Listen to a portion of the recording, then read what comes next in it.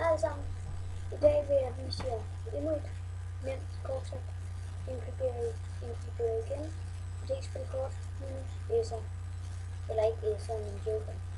Ja. Det er hvor her du har et spilkort og en som skal være med i kortet, men de må ikke bruge det. Du beder dem, det er også virkelig bare den her, beder dem om at sige stop. Nu har jeg ikke nogen til at sige stop, så jeg gør det bare selv.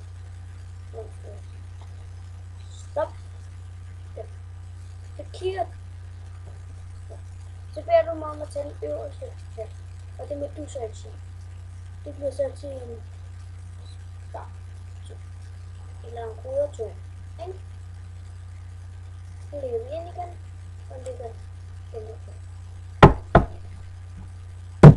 Så lægger vi den der. For at se på buksene. Så kigger vi. Så vi ser, at vi finder den.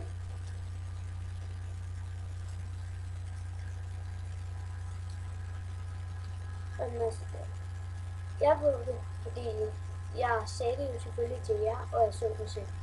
Men hvis I ikke vil vide det, så skal I selvfølgelig bare gøre det igen. Så skal I bede mig om at trække det øverste kort her.